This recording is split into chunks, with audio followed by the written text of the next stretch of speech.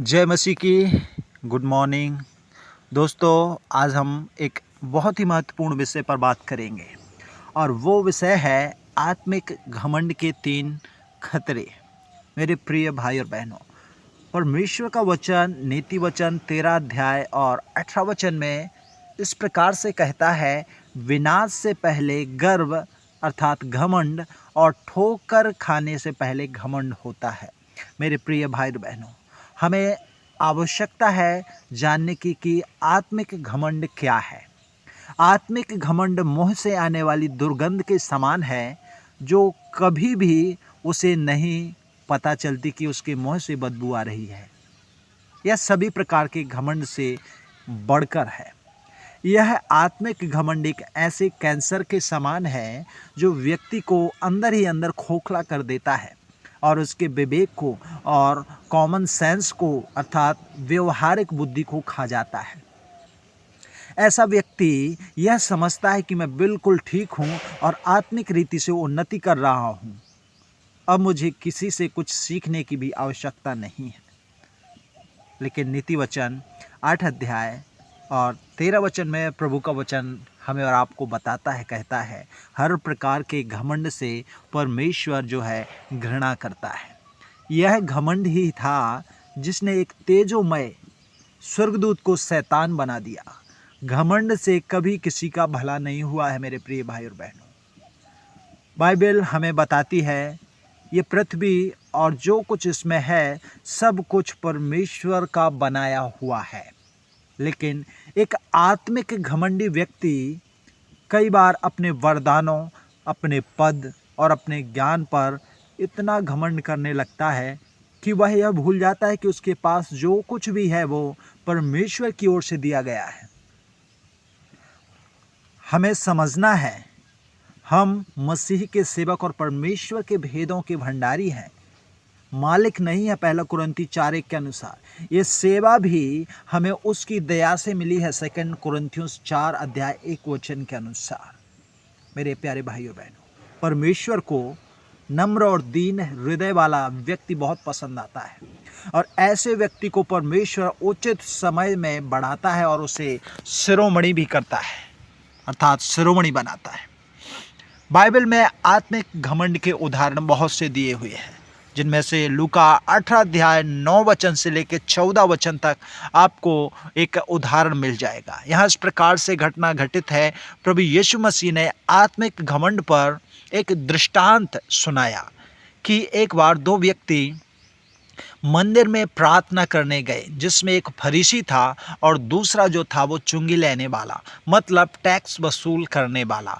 फरीसी खड़ा होकर अपने मन में यूं प्रार्थना करने लगा, हे परमेश्वर, मैं तेरा धन्यवाद करता हूँ कि मैं और मनुष्यों के जैसा अंधेर करने वाला और अन्यायी और व्यभिचारी नहीं, और न इस चुंगी लेने वाले इंसान या मनुष्य के समान हूँ। मैं सप्ताह में तो 2 बार उपवास रखता हूँ, मैं अपनी सब कमाई का 10वां हिस्सा भी प्रभु तुझे देता हूँ। परंतु चुंगी लेने वाले ने दूर खड़े होकर स्वर्ग की ओर अपनी आंखें भी उठाना ना चाहा, वरन अपनी छाती को पीट पीट कर कहा, परमेश्वर, मुझ पापी पर दया कर। और इस रीति से यह व्यक्ति धर्मी ठहराया गया, ना कि फरीसी जो अपने आप को धर्मी ठहराने की या बतलाने की कोशिश कर रहा था। फिर प्रभु यीशु मसीह ने निष्कर्ष में इसका जो सारांश है कहा, जो कोई अपने आप को बड़ा बनाएगा वह छोटा किया जाएगा, और जो अपने आप को छोटा बनाएगा वह बड़ा किया जाएगा। यह दृष्टांत बताता है कि कुछ लोग स्वयं पर भरोसा करते हैं, वे स्वयं केंद्रित होते हैं, उन्हें लगता है कि उन्हें दूसरों की कोई ज़रूरत नहीं है। वे घमंड और अहंकार से भरे हुए होते हैं।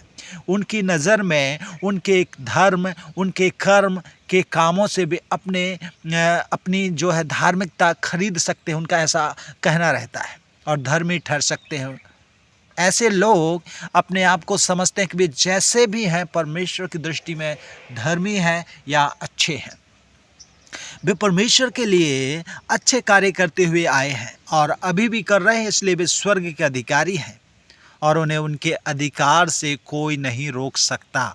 जैसा कि इस फरीसी ने सोचा था कि उसके दान और उपवास के कारण वह धर्मी हो गया है, इस रीति से उसने दूसरे को क्या है तुच्छ समझने लगा, दूसरे व्यक्ति को, दूसरे लोगों को। आज हम और आप भी कई बार ऐसा हमारे अंदर होता है। ऐसे लोग दूसरों का तिरस्कार करते हैं और कुछ इस प्रकार का व्यवहार करते हैं मानो वे दूसरे से बेहतर और ऊंचे हैं, दूसरों से अधिक महत्वपूर्ण हैं। लेकिन पहला कुरिन्थी 10 अध्याय और उसके वचन 2 में वचन 12 में कहता है, बाइबल बताती है, यदि कोई समझे कि मैं कुछ जानता हूँ तो जैसा जानना चाहिए वैसा ही अब तक नहीं जानता। इसलिए जो समझता है कि मैं स्थिर हूँ वह चौकस रहे कि कहीं मैं गिर ना पड़े। मेरे प्रिय भाई बहनों, गलतियों 8 अध्याय और 3 वचन में लिखा है, क्योंकि यदि कोई कुछ ना होने पर भी अपने आप को कुछ समझता है तो अपने आप को वो धोखा देता है। चलिए हम आगे बढ़ेंगे और आत्मिक घमंड के जो 3 खतरे हैं उसके विषय में थोड़ा मनन करेंगे। पहला राजा की किताब 12 अध्याय 3 वचन से 18 वचन। यहाँ पर एक घटना लिखी हुई है, एक बात लिखी हुई है जिसके विषय हमें जानना बहुत ज़रूरी है। और हमारा जो आत्मिक घमंड के 3 खतरों में पहले जो खतरा है वो है, आत्मिक घमंडी व्यक्ति मूर्खतापूर्ण निर्णय लेने लगता है। ध्यान देना है। और यहाँ पर भी जब एक व्यक्ति को घमंड आता है तो वो किस प्रकार से मूर्खतापूर्ण निर्णय को लेता है। पहला राजा 12 अध्याय 3 से 18 वचन।